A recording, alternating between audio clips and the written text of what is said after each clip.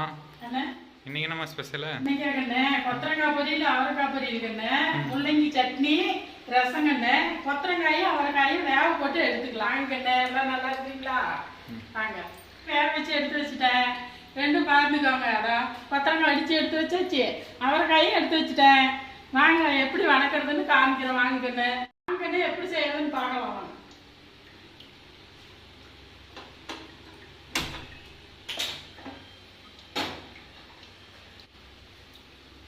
ரெண்டு ஸ்பூனு 1 2 3 ஸ்பூனாக ஊற்றிக்கலாம். காய்க்கு கொஞ்சம் நிறையா இருந்தால் நல்லாயிருக்கும்.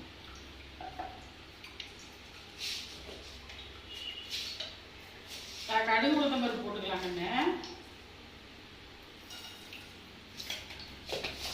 கடுகு பொரிஞ்சிருச்சு. வெங்காயம் போட்டுக்கலாம். வெங்காயமும் கருவேப்பிலையும் போட்டுக்கலாம்.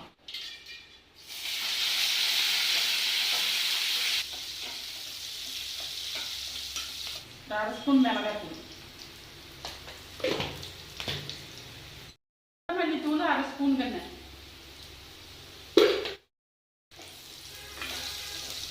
காய் எடுத்து கொட்டிக்கலாங்கண்ணே. காய் எடுத்து கொட்டிக்கலாம். அவரைக்காய்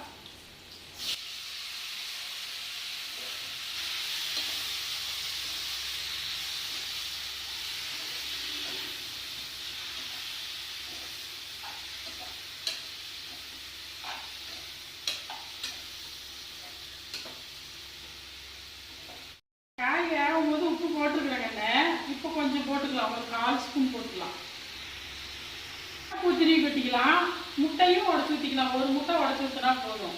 இது வந்து 1/4 கிலோ காய். 1/4 கிலோ காய்க்கு ஒரு முட்டை உடச்சி ஊற்றினா போதும். நான் உடச்சி ஊற்றுறேன்.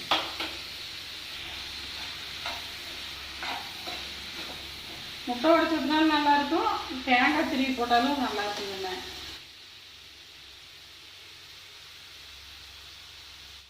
நல்லா வணக்கியாச்சு பாருங்க. கொத்தமல்லி தலை லைட்டாக தூவிக்கோங்க. சூப்பராக இருக்கும். பாருங்க கொத்தரங்காய் எல்லாம் வணங்கிட்டு இருக்கு. அது கூட முள்ளங்கி சட்னி காமிச்சிருக்காருங்க. உளுத்தம் பருப்பு ஒரு 2 ஸ்பூனு, 1 ஸ்பூனு ஜீரகம், 1 ஸ்பூனு கொத்தமல்லி, ஒரு 5-6 வரமிளகா, ஒரே ஒரு கட்டி சின்ன கட்டி பூண்டு, கருவேப்பிலை, ஒரே ஒரு பெரிய வெங்காயம், 2 தக்காளி, ஒரு 3 முள்ளங்கி. அவ்வளோதாங்க சட்னிக்கு தேவையானது. அவ்வளோதான். வணக்கி எடுத்துக்கலாம்.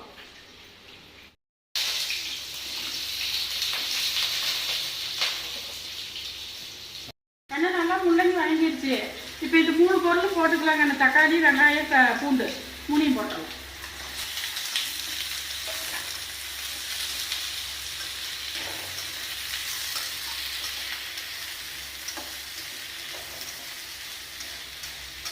நல்லா வணங்கணுமா? ஆமாம் கொஞ்சம் நல்லா.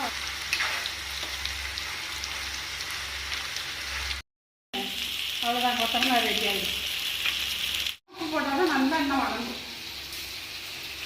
தேவையான அளவு போட்டு முள்ளங்கி, தக்காளி, வெங்காயம், பூண்டெல்லாம் வணங்கி போச்சு.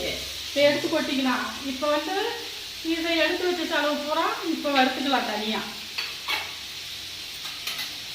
இதுலேயே எடுத்து இதை கொட்டிட்டு இதுலேயே வறுத்துக்கலாம். பாருங்க அதை அப்படியே கொட்டி வணக்கலாம். ஆனால் அப்போ தான் நல்லா இது வந்து வறுபடும். அது ரொம்பவும் இதாகவும் வறுக்கக்கூடாது. ஒரு அளவுக்கு வறுத்துட்டோம்னா போதும். சூப்பராக இருக்கும்.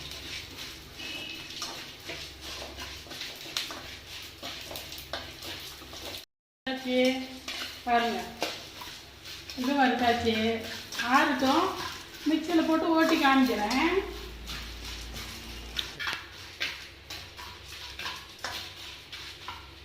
எல்லாமே ரெடிக்குங்க. பாருங்க எல்லாம் ரெடி ஆயிடுச்சு. நீங்களும் இதே மாதிரி சமைச்சு பாருங்க. சாப்பிட்டு பார்த்துட்டு அம்மா கிட்ட கமாண்டில் சொல்லுங்க.